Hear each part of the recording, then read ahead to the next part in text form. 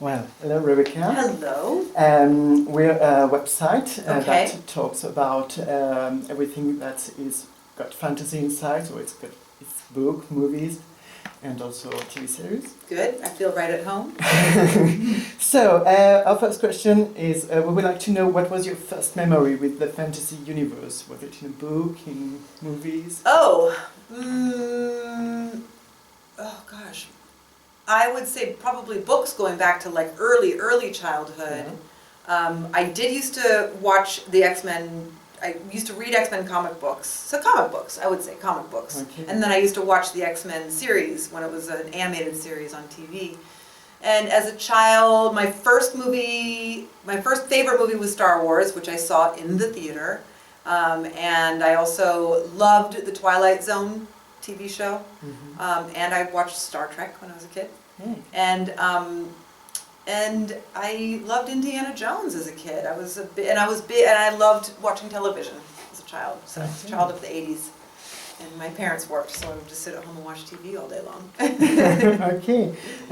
For a lot of people, you are Raven from X-Men.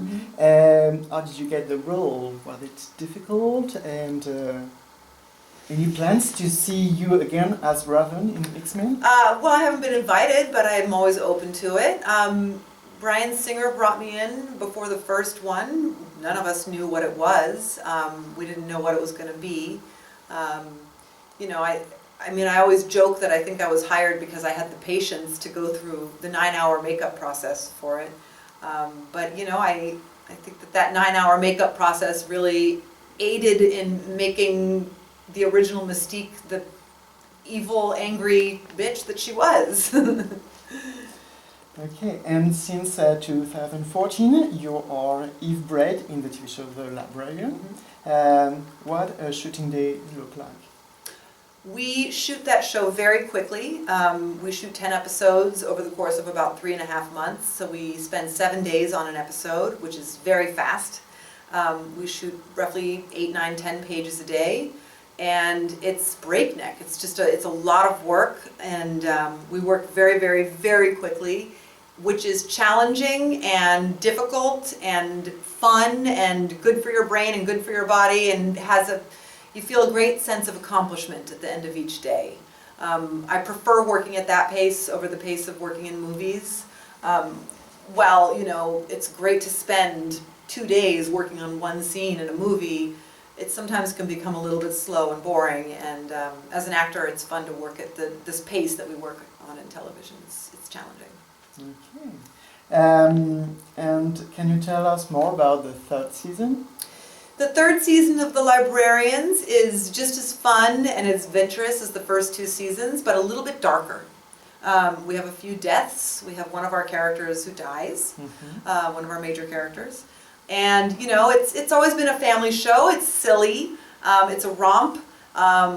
We know exactly what it is, and hopefully the people who love the show also are in on it. And I think that it's still going to be exactly the same as it was before, just a little bit darker and fun for the family to sit and watch together. Okay. Do you know if it's already been signed for a 4th season? Or? No, we'll cross our fingers and hope that people love the 3rd season. We enjoyed making the 3rd season as much as we enjoyed making the first 2 seasons, and so hopefully people like the 3rd season just as much. Okay. In the last episode, of the first season, you are fighting against Lancelot, which is your husband in the real life. How did you prepare that scene? Was it something where you solve your couple issues during the fight? We've worked together, I think, on every single project. We've worked on each other's projects every single time. I don't think either of us, since we've been together, which is now 13 years, I don't think either of us have ever been on a show where the other one didn't come visit and do something on it. So it was par for the course. He stuck his sword into me. Okay. Which character do you prefer, or you look more like between F-Bird and Roxy Chocolatey? Oh, that's funny. A little bit of both. come from a very bohemian background. I grew up in Berkeley, California, which is like where the hippies come from in the 70s, and that's where I was raised. So I felt very close to Roxy Dorcoletti, who was sort of a hippy-dippy, you know, practicer of magic. And Eve Baird, I am not as stern, I am not organized like Eve Baird. Eve Baird is a planner, she's a strategist, she knows strategy, she's military, and I'm not like that at all. But I am a mother, and I do round up my troops at home, and I've got, you know, dogs and children and cats and, you know, a lot of work to be in charge of at home. So I draw from that experience for Eve Baird. That's where we're the same. Okay. If you could be a villain, who would you be? More like Magneto or Wilhelmina Slater? Or Wilhelmina Slater? Yeah. Oh, good question. I guess I'm gonna go with Magneto just because he has the extra powers. But Wilhelmina Slater is one badass bitch. Yeah, that's what we love. And you know, Vanessa Williams does an arc on our 3rd season. She is in the 3rd season of The Librarians. Oh, cool. She is. We have 2 different adversaries in season 3 of The Librarians, but one is military organization, a government-based organization that wants to control magic, and she plays General Cynthia Rockwell, who heads up this organization called DOSA, the Department of Statistical Anomalies. So she came and did a big arc on our 3rd season, and she and I got to do some scenes together that touched on some of the dynamics that we used to play in Ugly Betty. It was so fun. Yeah. And last but not least, if you could pick up 3 songs or musical theme that can summarize your personality and your career, what would they be? 3 songs? Or musical theme?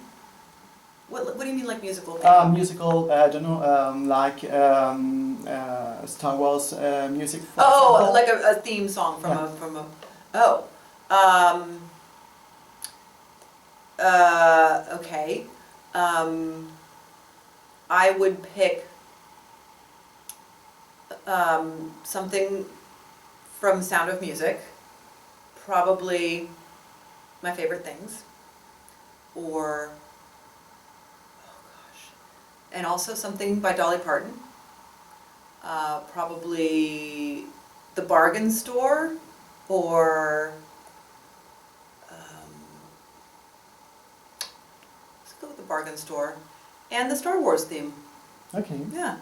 And we're finished. Thank you very much. Thank you very much. Yeah, the last one is